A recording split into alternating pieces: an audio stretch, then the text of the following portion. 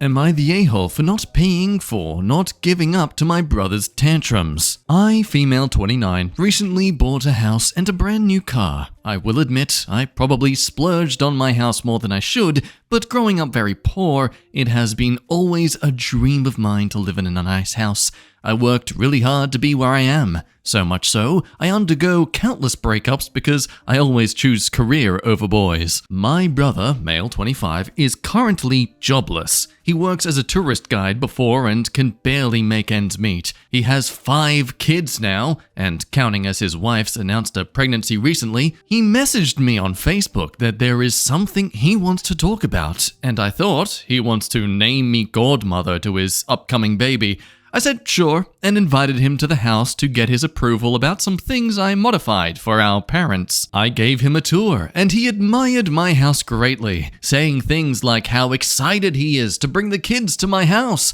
I did not mind anything about it, as I thought he meant a visit, which I'm more than happy to host them for. Imagine my surprise when he finally sat me down and finally revealed what he wants to talk about. He wants me to give him my house. I clarified whether he meant this house or the other house I bought for my parents, which I still lived in. Still has modifications ongoing with my dream house. He said the house is big enough for his family and I can go visit them anytime I like. He even offered that if I really wanted to live there, I can go move into the maid's room and modify it for my personal use. I was shocked. I cannot speak, as he thanked me over and over for the house. I finally asked him where the heck did that idea come from, and said our mother told him I will give him my house. I of course corrected that, and this is where things have gone south. My brother repeatedly said, since our mum said the house is his now, I cannot do anything but give in. I called my mother to tell him to duck off, and lo and behold, my mother sided with my brother. To make this already long story short, my whole family had cut me off and parents disowned me until I give my brother my house. My father has been brought to the hospital over this fight, and now I feel really bad. The guy I'm seeing now said to just give the house to my brother, and he'll help me buy another. Reddit, am I the a-hole here? I want to know what reality you're living in where you can just casually give away a house and just buy another one. Regardless, a totally reasonable request from the brother. It's not his fault that he thinks condoms are meant to be put on the fingers, after all. They come in packs of 10, don't they? OP goes on in an edit. To clarify, the house that they gave away is the newly bought one. One I thought where I could raise 5 adorable fur babies. Family home is in my name too, as I have had to take out a loan then to buy it. So yeah, it may be obvious I'm not the a-hole at first sight, but I feel I could be one because my father got hospitalized over the ensuing fight for the house, along with another edit just appreciating everyone's support. Now, obviously everyone is on the OP side, but this isn't where the story ends. Now, the OP does continue in some of the comments to clarify just how this situation could have justified in the first place. They say that they're not a millionaire, but their job has great demand and low on supply, so obviously she's able to rake in the good money. And at most, this could be a cultural thing because it's an unspoken tradition that whoever earns more in the family must help the rest. And sure, I can agree to that. I mean, it's one thing to help, it's another to just give everything you own to them for free. No. That's not helping, that's entitlement.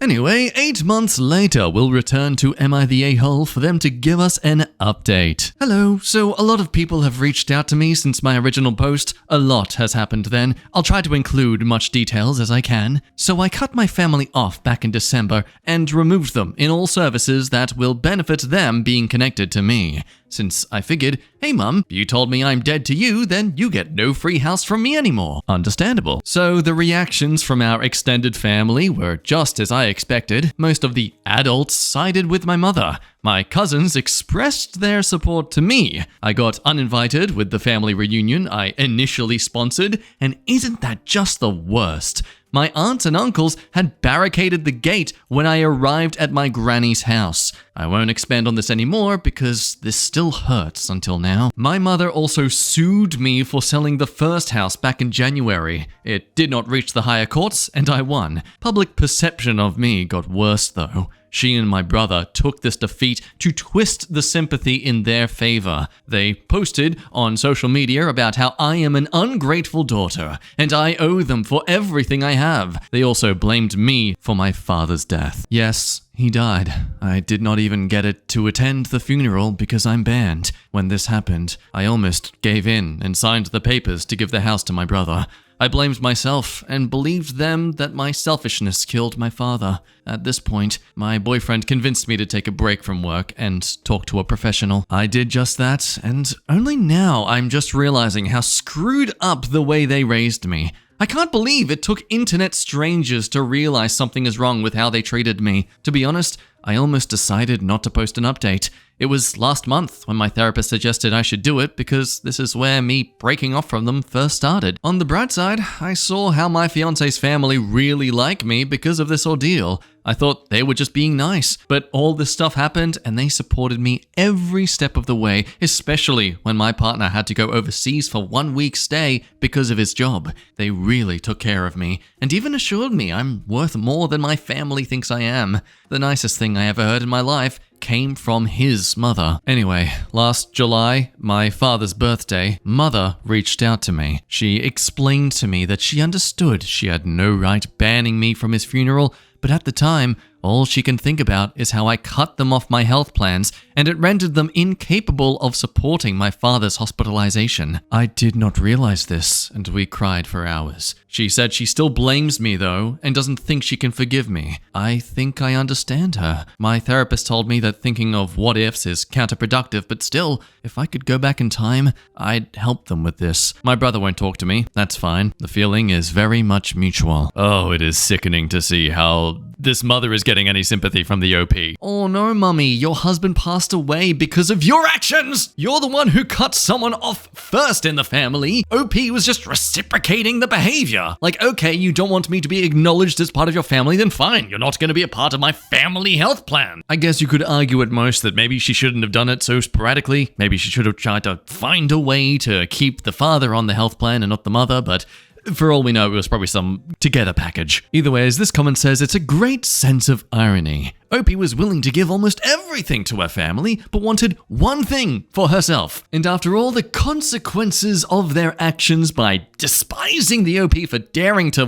be considerate about what they want for once? It's really telling that these people are the kind that bites the hand that feeds them. And in case you're a bit skeptical over that boyfriend suggesting to actually fold, you're not alone in that suspicion. But one person replies to this idea with a bit of a devil's advocate, and I can agree to it. It's possible that he was just kind of saying something that was the spur of the moment, wanting to just get the family off her back. Not exactly like he thinks it's the best idea, but he will do whatever he can to help her get through it. The OP would later respond to this to clarify that yes, he's, actually far more well off than this person who's been able to buy their own house, so it's not like there was some joint manipulation going on. Over to another two-parter in relationship advice. Sticking to the topic of manipulative people. This story began 4 months ago. My husband's friend told him that I'm cheating on him and that it is best to open our relationship, that she could help us. It all started a few weeks ago when we were having dinner with some friends, and one of them in particular began to joke that after 13 years together, surely one of us already got bored of the other.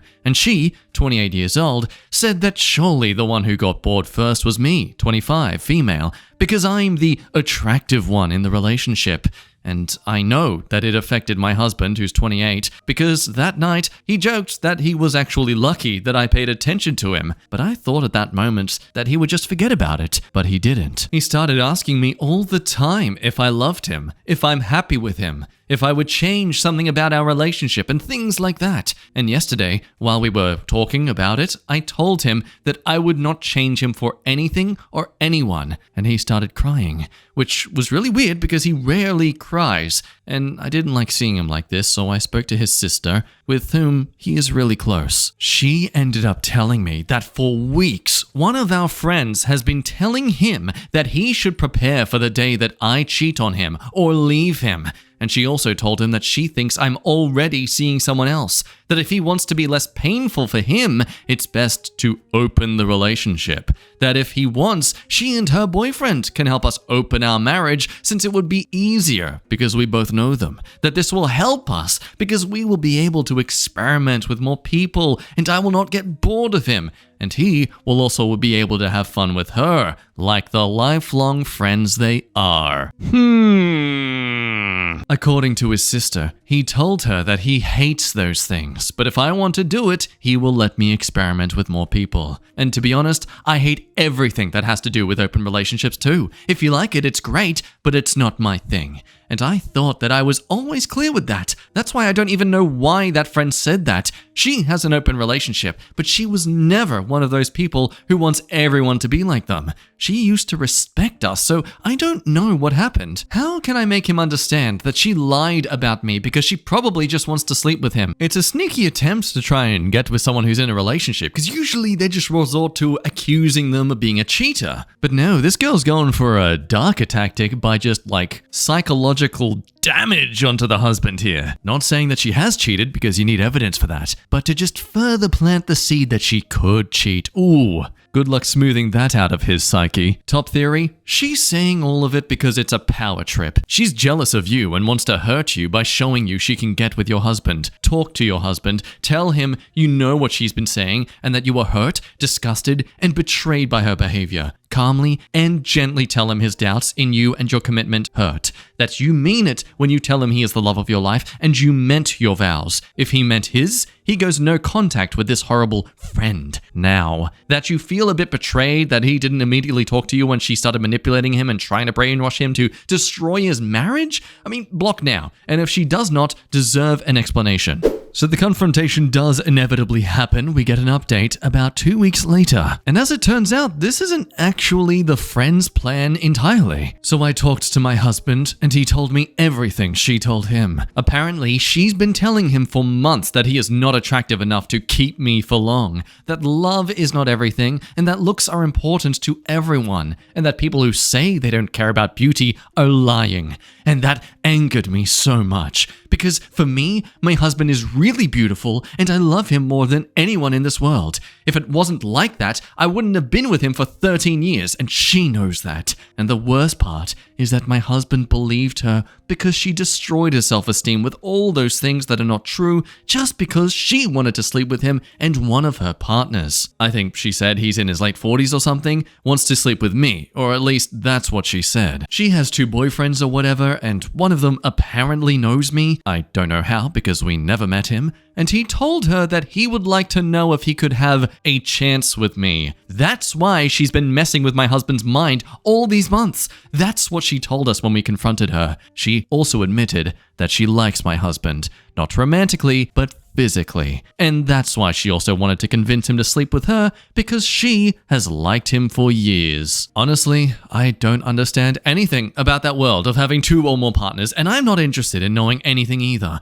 I just know that I find it disgusting. If you want to have a harem, that's up to you. Personally, I don't want that, and I find it disgusting, but they don't understand it. Respect the people that don't like that. Is that so difficult to understand? I feel this is a great example as to the consequences of people who, most people don't hate things with absolute spite. They just hate the people who keep trying to shove it down their throats. I hope he could have just stayed someone who's just not my cup of tea. But now after this experience, they're gonna have PTSD whenever they come across someone who is somewhat polyamory. Reading on. She apologized many times, but my husband didn't forgive her, and I don't intend to forgive her either. She behaved like an idiot, and it is impossible for her to win back our trust. On the other hand, my husband and I are fine. Of course, we had a lot of talks about what happened these last few weeks and about our relationship, but we're fine, and that's all that matters to me. That our little family is well, for us and for our children. And thankfully, as clarified in the comments, yes, absolutely this person's been cut off and there's no plans to do anything with her again. As well as offering a heads up to all their mutual friends that, hey, if you're hot, run away. Also, just reading another comment that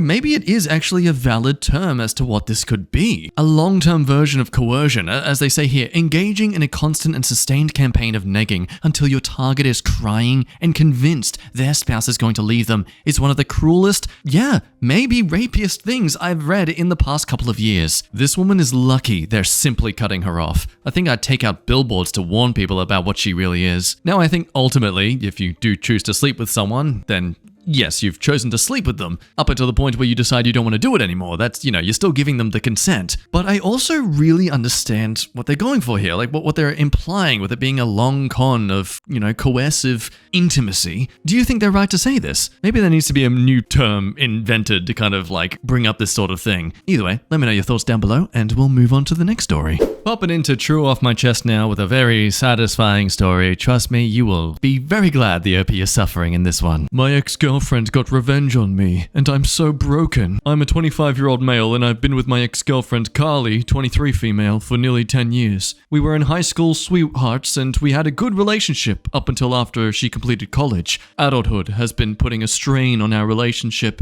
so bills and finding sustaining jobs has been a challenge. We started arguing a bunch and just started overall being annoyed with each other's existence. We weren't sleeping in the same room, let alone being intimate. It was a tough time, to say the least. We tried therapy and I felt like it wasn't working. I honestly wanted to be done, but I couldn't break up with her because we lived together and she helped me get out of debt. So I did something horrible, and I started cheating on her with her childhood best friend. I thought she would never find out, but my God, was I wrong. See how it starts somewhat understanding and then goes straight downhill? Out of all the life choices, sir, you sleep with their childhood best friend. But don't worry, he gets his just desserts. Yesterday afternoon, I came home and she wanted to talk, and without hesitation, she jumped straight into it and asked me point blank if I was cheating on her. And I, of course, tried to lie, and she just starts laughing and says, I knew you weren't going to admit it, but I was going to give you the benefit of doubt, so now I just feel less guilty. So I just confessed to her, and she just looked at me and didn't have any expression nor speak. When I finished, she just laughs and told me that I would never forget it. Honestly, it's fine because Louis was over last weekend and we had a great time. My heart dropped to my stomach because Louis is my big brother. I just thought it was a low blow on Carly, given she knew how insecure I was about my brother. He's the golden child and literally always did things 10 times better than me. Well, I guess you can add one more thing to that list. I'm stuck having to have some sort of relationship with him, and meanwhile, she can just drop her friend. My chest and heart has been hurting so much since I found out, and I'm so broken. I know I was wrong for cheating first, but if she knew, why didn't she just break up with me first? I called out of work because I feel like throwing up just thinking about it. Oh my God, sir, if you cannot see the irony of this issue you're upset about. Yeah, why doesn't someone just break up with their partner first before sleeping around? In a further edit, I did not intend for this to be a viral post. I'm just extremely hurt and I guess I screwed up. Also, yes, I know she did because she offered video proof and my brother has been dodging my calls. I'm going actually insane right now and all you people here are just obsessed with kicking me while I'm down and it's screwed up. Like, I get it, lol, so funny. She won, good for her. Also with the debt, she helped me pay it off. She just did it from her inheritance. I didn't ask her. If she asked for the money back, I will be willing to set up some payment arrangement with her. I think this man's biggest issue is that he's not acknowledging that he did the worst thing here. My man, you just set the stage. She did nothing wrong. She's just reciprocated the same energy you gave out. It's a classic case of fricking around and finding out. Over to Off My Chest now, where even with this title, the OP is hesitant to break up with her. My girlfriend poked holes in the condoms. For context, we grew up together. She was the one who asked me out because I was way too intimidated, with her being way out of my league. She told me a few times that she really wants to have kids now. I told her we should wait until we have full-time jobs and enough money to raise a child. She protested that her parents are rich enough to support us, but eventually dropped it, making me think that there wouldn't be any future issue. We have a couple of packs of condoms at her place. One day I forgot my phone there and went back for it. That's how I found her, with a needle, poking the condoms. She was so shocked, but then said it's my fault she has to do this. I still love and want to be with her, but how do I make her realize this is a big violation? Logic is telling me it is safest to break up with her, but I'm terrified of being without her. We've been dating for 2 years now, and before this fiasco, I've thought about marrying her one day. An insane situation to be in that you're surprised wouldn't warrant an immediate breakup, but thankfully, one single reference alone in a comment makes this OPC reality. Are you a fan of paying for child support? Oh damn, that really puts it in perspective. It'd also burden my parents because I'm not financially capable of doing that on my own right now. The good old threat of child support. The 2 words of triggering any adult into wanting to wrap things up. What's scary though is that he's probably not out of the woods yet. He's just caught her doing it now. How long has this been happening? As some say, even if you've caught her now, get her to admit what she did by message. Act like you want to talk about it subtly, offering the idea to say, honestly, I feel so bad that you did this. I love you so much, but I'm so confused as to why you would do this to me. And if she doesn't say it out herself, then say, you poked holes in the condoms, that's so messed up. And wait for her to say something stupid like, yeah, I did, but it might save you if there is a hearing one day. Either way, fingers crossed he lives in Germany because apparently it's illegal to do that sort of thing there. Going over to True off my chest again for another crazy story regarding the death, and the only way they were able to find out, my neighbor died and no one noticed except me because of Pokemon Go. Just a story from last year. I live in Japan and I used to play Pokemon Go, and I have one gym on my building. One neighbor always keeps fighting me for the gym, which makes me crazy because he keeps me awake until 3 a.m. He just didn't let it go. Some days I leave the house to see if I can discover which neighbor it was and thought I found them because I live in a small building with 8 apartments.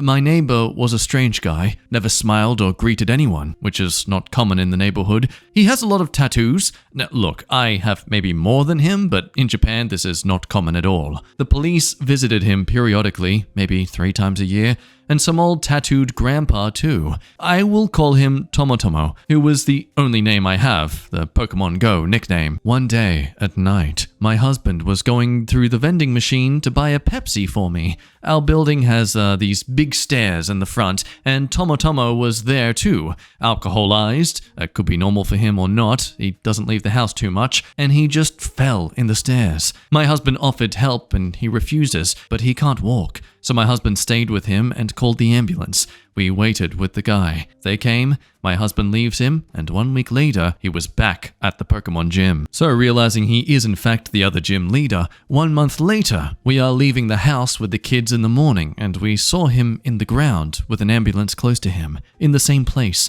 the stairs from the building. He was sitting on the stairs, talking to them.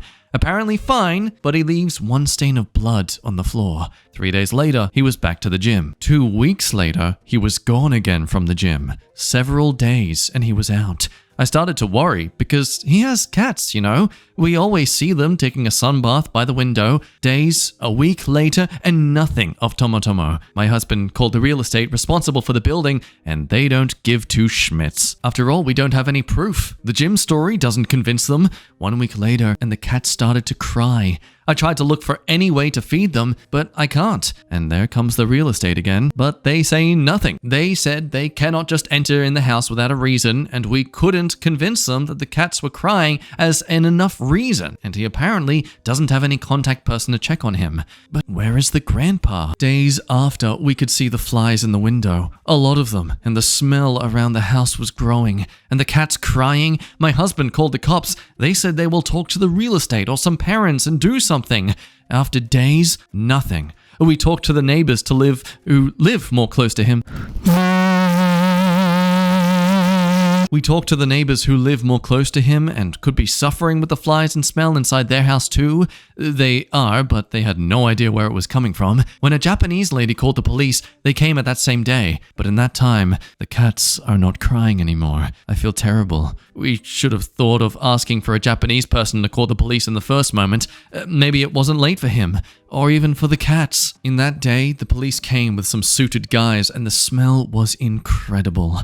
In that day, intake my son from the school. He always came alone because that's how Japanese schools are, and I brought him by myself to avoid the mess in the Tomotomo's apartment.